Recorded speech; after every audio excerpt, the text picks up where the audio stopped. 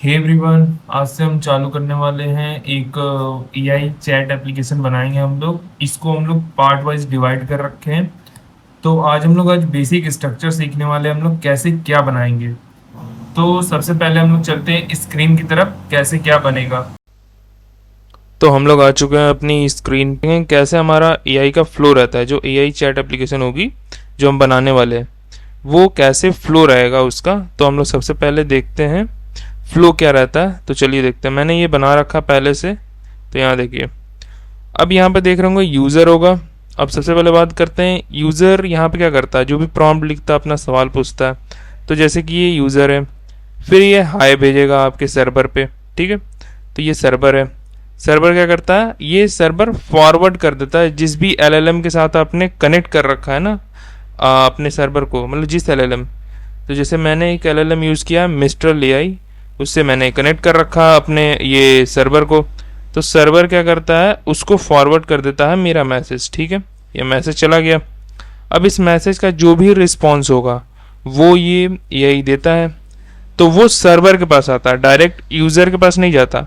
वो पहले सर्वर के पास आएगा, फिर देन सर्वर इसको फॉरवर्ड कर देगा आपके यूज़र के पास। तो यूज़र के पास चला गया, जो भी एआई का रिस्पॉन्स था वो सर्वर ने फॉरवर्ड करके यूज़र के पास चला गया। तो यहाँ पे हम लोग बात करते हैं क्या हमारा स्ट्रक्चर आएगा। सबसे पहले हम लोग इस वीडियो को मैंने 3 पार्ट में बना रखा है, 3 पार्ट में बनाएंगे, सॉरी। इस वीडियो में पहला जो अभी पार्ट है, इसमें हम लोग स्ट्रक्चर समझेंगे, क्या हमारा फ्रंट एंड का स्ट्रक्चर होगा, क्या मेरा बैक एंड का स्ट्रक्चर होगा। सबसे पहले हम लोग बैक एंड से स्टार्ट करेंगे। तो बैक एंड का फ्लो पहले चेक देख लीजिए, क्या फ्लो रहने वाला है। तो हम लोग चलते हैं अब वीएस कोड की तरफ। वीएस कोड की तरफ हो दोस्तों, 1 मिनट।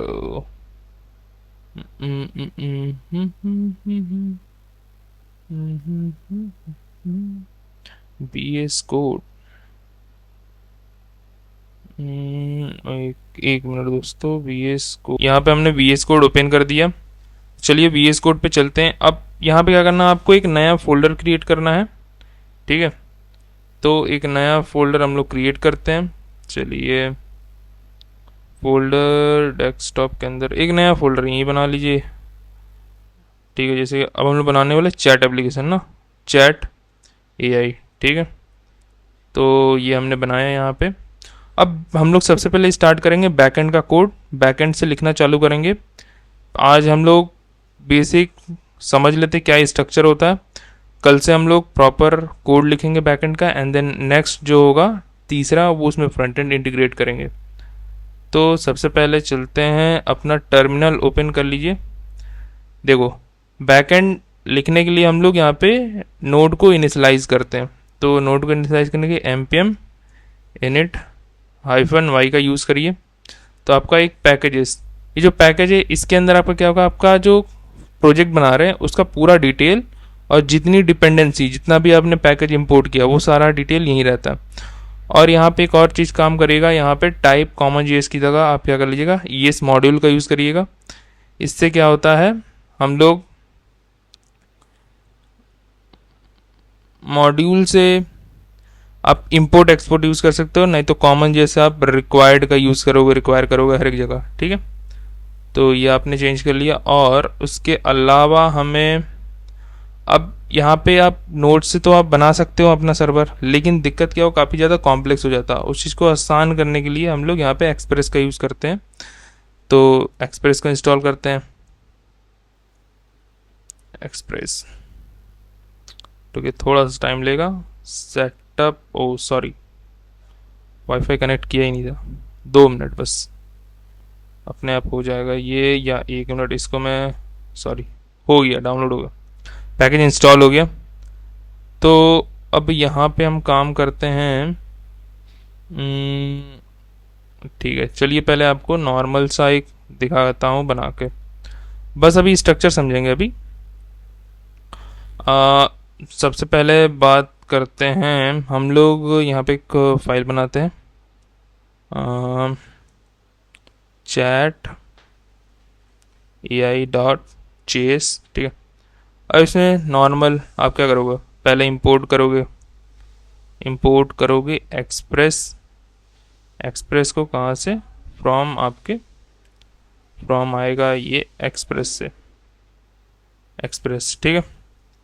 अब इसकी मदद से आप क्या करोगे, अब कॉन्स्ट ऐप नाम के वेरिएबल के अंदर क्या करोगे, अपने एक्सप्रेस को स्टोर कर दोगे। यहाँ पे एक्सप्रेस जैसे कॉल करोगे ना, तो यहाँ पे क्या होता है, एक सर्वर क्रिएट होता है, ठीक है, एक सर्वर क्रिएट होता है, वो आपका ऐप के अंदर जाके सेव हो जाता है, ठीक है।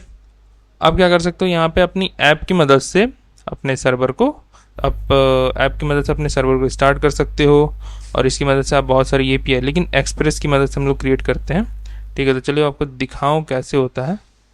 App dot listen, sorry, listen जब लगाते हैं और अपना पोर्ट नंबर बताना पड़ता है किस पोर्ट नंबर पे चलेगा।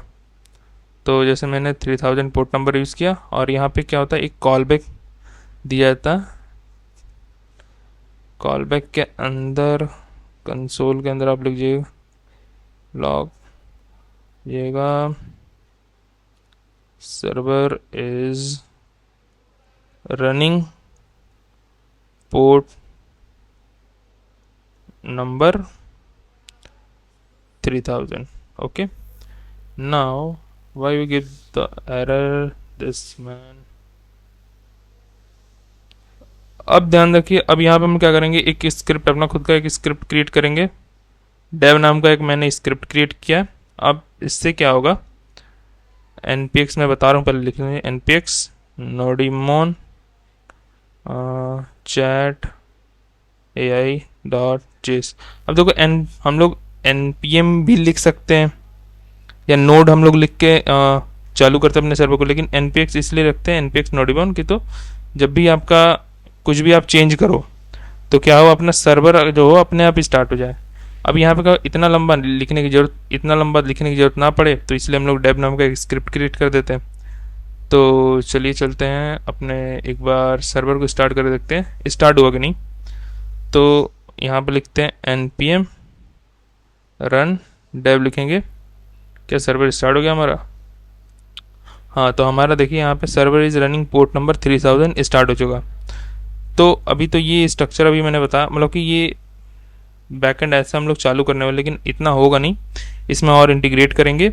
आज बस इंट्रो था, कल से जो नेक्स्ट लेक्चर आने वाला उसमें प्रॉपर ये बैकएंड ही लिखेंगे, बैकएंड कंप्लीट करेंगे।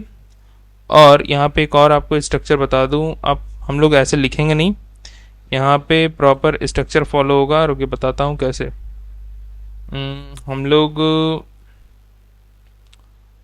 एक यहाँ पे src नाम का फोल्डर बनाएंगे।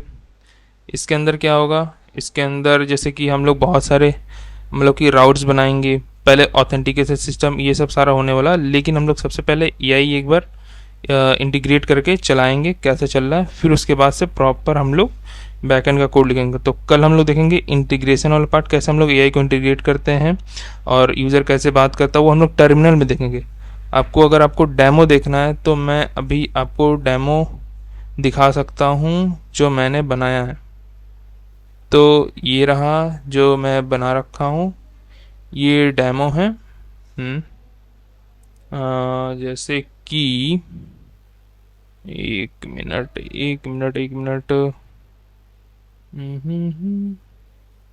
पैनल को मैं लेफ्ट में करता हूँ, एक मिनट,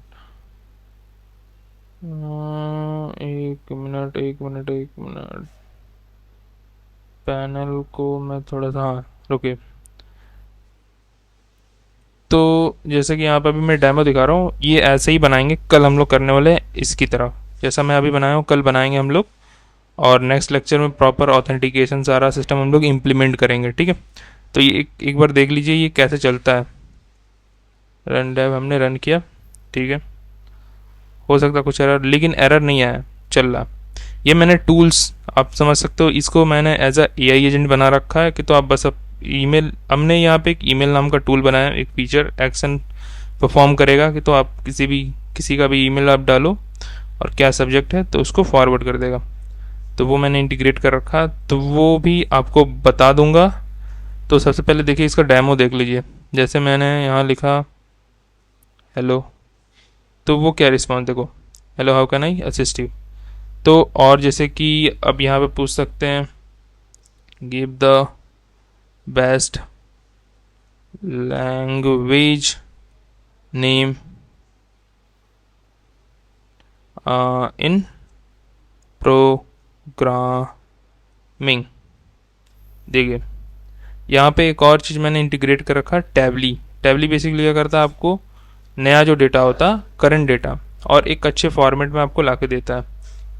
तो ये पूरा उसने रिस्पॉन्स दे दिया इतना सारा। तो इसी तरह का है। तो हम लोग जो नेक्स्ट क्लास होगी उसमें हम लोग इसका इंटीग्रेशन जो अभी इतना कर रखा हूँ ना, टर्मिनल में आप बातचीत कर पा रहे, चैट कर पा रहे, ये हम लोग पहले करेंगे। एंड देन उसके बाद ऑथेंटिकेशन सारा वो फोल्डर स्ट्रक्चर बताऊंगा। Thank you for watching. तो हम लोग मिलते हैं नेक्स्ट वीडियो में, उसमें हम लोग प्रॉपर यही बनाएंगे। आज था सिर्फ ट्यूटोरियल, बस बेसिक मैंने बताया कि तो हम लोग बनाएंगे क्या क्या कैसे काम करता है, और मैं बाकी चीज़ें बताऊंगा बनाते बनाते कि तो क्या हमने यूज़ किया, क्यों यूज़ किया। तो चलिए मिलते हैं नेक्स्ट वीडियो में। Subscribe my channel.